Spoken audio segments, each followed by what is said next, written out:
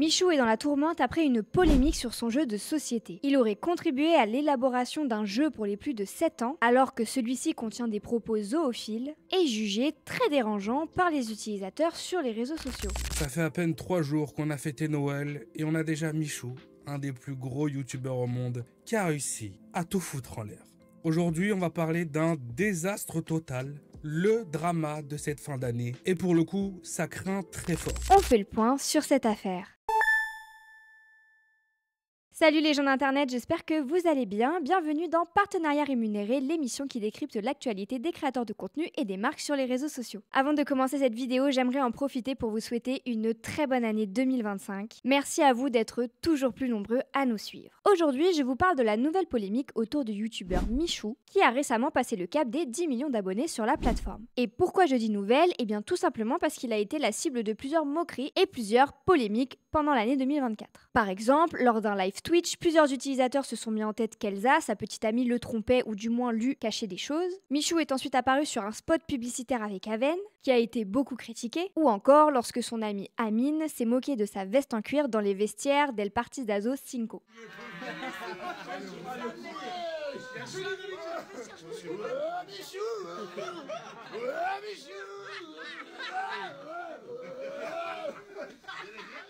Je précise par rapport à cette polémique qu'Amine rigolait avec Michou, c'était absolument pas méchant. D'ailleurs, il a réagi à cette polémique dans un live. Mais on va dire que forcément, cette petite moquerie entre copains, ça a donné du pain à manger à ses haters. Donc si jamais vous ne connaissez pas Michou, laissez-moi vous le présenter un peu brièvement. Il est surtout connu pour son contenu divertissant avec des youtubeurs ultra suivis comme par exemple Inoxtag. Et pour la petite histoire, ils ont commencé les réseaux sociaux ensemble. Et à ses débuts, ses vidéos se concentraient majoritairement sur le jeu vidéo Fortnite. En quelques années, Michou est passé du spécialiste de Fortnite à des projets plus ambitieux comme Danse avec les stars d'internet avec TF1. Et l'un de ses péchés mignons, c'est les jeux de société. Sur sa chaîne YouTube, il existe plusieurs concepts qui mettent en scène des jeux de société, comme Qui sera le menteur avec des personnalités comme Gad Elmaleh ou Baptiste Djabikoni. Il y a autre chose que vous devez savoir sur Michou, c'est qu'il est majoritairement suivi par une jeune communauté. Ses enfants l'adorent et le prennent comme exemple. Pour la génération Alpha, Michou c'est un peu le Squeezie de la génération Z.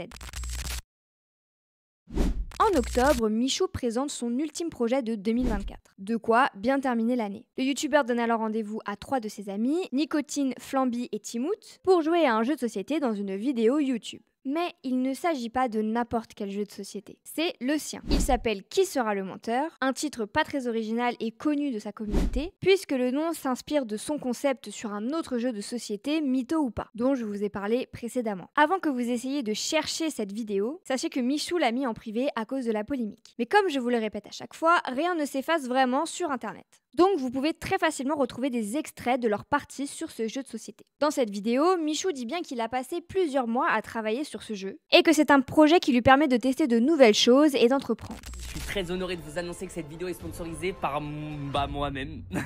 Non, en vrai, je suis trop content de faire cette vidéo sur mon tout premier jeu de société. Comme vous le savez maintenant, j'aime bien tenter des choses nouvelles. C'est aussi un moyen d'entreprendre pour moi. Et du coup, j'ai bossé plusieurs mois sur ce petit jeu de société qui est le menteur. Le principe de qui sera le meilleur menteur est très simple. Parmi les joueurs, on retrouve des gens honnêtes, mais aussi des menteurs. Chacun leur tour, ils vont recevoir un rôle, tirer des cartes et raconter des anecdotes en fonction de la question qui est posée. Les joueurs honnêtes racontent une histoire vraie et les menteurs racontent une histoire fausse. Ce concept, ça nous fait aussi beaucoup penser au concours d'anecdotes de McFly et Carlito. Autre chose très importante à savoir sur ce jeu, il est écrit qu'il est adapté aux enfants de 7 ans et plus et qu'il est aussi adapté aux familles. Et au niveau du design du produit, on voit que c'est un packaging très simple avec des couleurs assez prononcées. On y voit un petit personnage avec des cornes et un anneau d'ange au-dessus de la tête. Et surtout, on y retrouve le visage de Michou dessus. Et donc forcément, cette idée de marketing, ça va donner envie aux parents et aux enfants dans les rayons de jouets d'acheter le produit. D'ailleurs, le jeu il est disponible depuis le 19 octobre sur Amazon, mais pas seulement. On le retrouve aussi à la Fnac et à Leclerc, mais on le retrouve aussi dans les magasins de jouets, donc Jouet Club et Smith.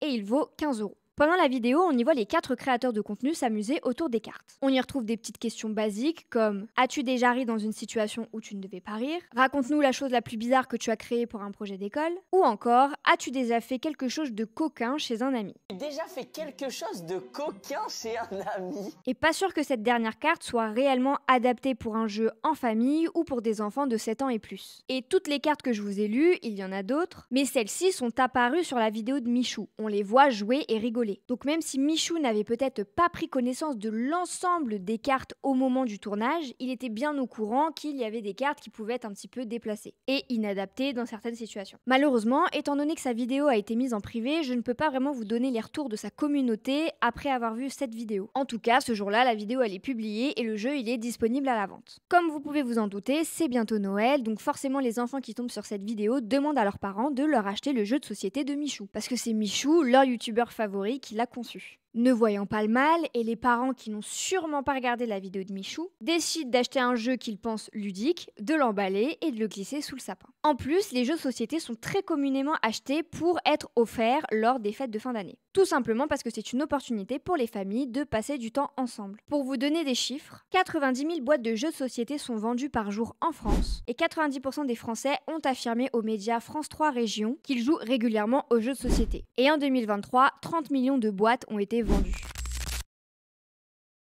Le 25 décembre, sous le sapin, de nombreux enfants découvrent ce cadeau avec des yeux qui brillent. Ils viennent de recevoir un cadeau qui a été créé par Michou. Forcément, ce cadeau, il attire la curiosité des adultes, qui se disent qu'ils pourraient y jouer tous ensemble pour partager de bons moments, comme c'est commun de le faire lors des fêtes. Mais dans la famille d'Aileen, c'est avec surprise qu'elle découvre les cartes contenues dans la boîte. Sa nièce de 9 ans est toute excitée à l'idée de jouer à ce jeu, mais le malaise commence quand Aileen se rend compte que certaines cartes sont très malsaines. As-tu déjà eu un animal en chaleur qui a voulu le faire avec toi? As-tu déjà utilisé un objet du quotidien pour faire quelque chose de coquin? Et bien d'autres. Sous le choc, elle décide d'écrire un tweet sur X le 26 décembre pour montrer son mécontentement. Comme pour beaucoup, la petite a reçu ce cadeau parce que justement il y a la tête de Michou sur l'emballage. À ce moment-là, tout s'enflamme. Et d'autres utilisateurs prennent la parole pour mettre en avant le caractère inadapté aux familles et aux enfants. Les gars, je viens de voir le jeu de l'influenceur Michou sur Twitter, je suis choquée. Ah mais en fait c'est clairement une dinguerie, c'est vraiment une dinguerie et j'ai trop de questions. Est-ce que c'est réellement le jeu de Michou? Parce que là il y a tous les médias qui disent que oui, mais moi j'ai besoin d'une confirmation de Michou. Est-ce que c'est vraiment son jeu? Est-ce qu'il a contribué à la conception de ce jeu? Sinon, pourquoi il y a sa tête dessus? Enfin, à quel public s'adressait ce jeu? Est-ce que c'était vraiment pour des enfants? En même temps, la manière dont les questions elles sont posées, c'est posé d'une façon tellement, je trouve, enfantine, que j'ai bien l'impression que c'était pour des enfants.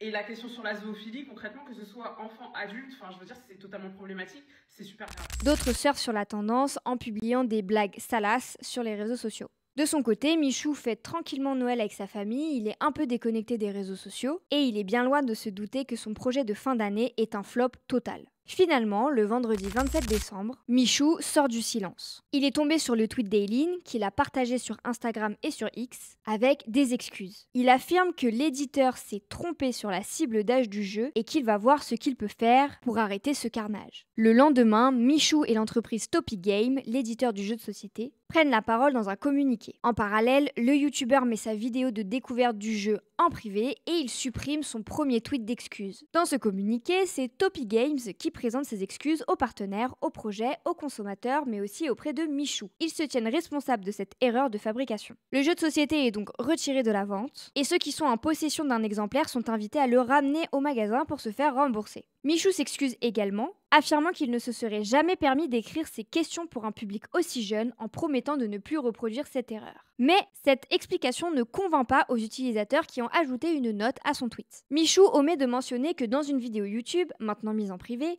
il disait avoir travaillé pendant plusieurs mois sur ce projet. Toujours dans cette même vidéo, des questions d'ordre sexuel ont été prononcées. Comme je vous l'ai dit, rien ne s'efface jamais sur Internet. Alors sur les réseaux sociaux, c'est le procès de Michou. Les utilisateurs ne trouvent pas ça normal qu'un YouTuber n'ait pas jeté un petit coup d'œil sur le produit final avant de lancer la vente dans les magasins et de vendre ce produit à un public jeune. D'autres apprécient ses excuses parce qu'une erreur, ça arrive. Et d'autres encore ne comprennent pas pourquoi les utilisateurs sont choqués par ces cartes quand on voit tout ce qu'on peut trouver sur les réseaux sociaux. Sur YouTube, on retrouve des dizaines de vidéos explicatives, ou même qui annoncent la fin de la carrière de Michou sur les réseaux sociaux. Dans la presse, tout le monde en parle aussi, et il fait les gros titres de plusieurs médias comme BFM, le HuffPost ou encore Gala. Même après cette polémique qui continue de battre son plein, le YouTuber n'a pas l'air plus affecté que ça. Il continue de publier 2-3 stories Instagram par jour et de vivre sa petite vie tranquillement. D'autres créateurs de contenu ont pris la parole, comme son ami Amine. Fin décembre, lors d'un live Twitch, Amine dénonce le comportement de certains utilisateurs qui utilisent le moindre prétexte pour pointer du doigt des créateurs. Certes, il a fait une erreur, il l'a reconnu, mais ce n'est pas pour autant qu'il faut s'acharner sur lui. Eh Michou quand même. Bon, sûrement que parfois il a dû faire des conneries, on s'en fout, qui ne fait pas de conneries. Mais Michou quand même, je trouve que c'était une des cibles à abattre cette année. Hein. Oh là là, il a morflé cette année Michou, hein. Putain. Michou ça l'a attaqué sur 20 000 sujets, ça l'a pas lâché pendant des semaines. Mais celui qui a pris une sauce pour harcèlement pour avoir attaqué Michou, c'est moi parce que j'ai vanné sa veste en cuir. Est-ce qu'on se rend compte du truc? C'est surréaliste quand même. Mais moi, je dis pas, vous savez, personne n'est jamais tout blanc tout noir. On fait tous des conneries. Même moi, parfois, je vais faire des conneries, j'ai fait des conneries. Eh les gars, on est tous des humains. Michou, il a peut-être fait des bêtises. J'ai vu récemment, il y a eu un truc avec son jeu, machin, etc. Mais vous allez enterrer personne. Vous voulez trop, quand il y a un mec qui fait une bêtise, vous voulez sa fin à tout prix.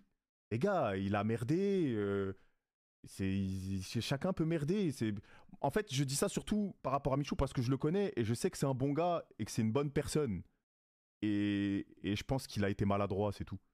Et parfois, il peut être maladroit, mais cette année, je trouve que ça a été beaucoup une tête à abattre. Hein, Actuellement, les produits ont été retirés de la vente sur quasiment tous les sites, sauf sur Amazon. Vous pouvez le commander, mais on nous informe que l'expédition ne se fera que sous 1 à 2 mois. Et si l'expérience vous tente, n'hésitez pas à nous dire si vous avez réussi à le commander, si vous avez pu le recevoir, ou alors si vous avez reçu un mail d'annulation de votre commande. En tout cas, on ne sait pas si le jeu de société qui sera le meilleur menteur sera de retour sur le marché ou sous quelle forme. Aura-t-il décidé d'augmenter l'âge présent sur la boîte? Aura-t-il modifié la cible du jeu en retirant les familles? Ou bien aura-t-il fait le choix de supprimer les questions problématiques? Affaire à suivre. Maintenant, le problème avec cette polémique, c'est qu'elle a entaché l'image de Michou auprès des parents, des utilisateurs, mais aussi des marques avec qui il aurait pu potentiellement travailler ou même celles avec qui il travaille déjà. Une chose est sûre, il est primordial pour les créateurs de contenu de vérifier les produits dont ils font la promotion auprès de leurs abonnés. C'est essentiel s'ils veulent garder leur crédibilité.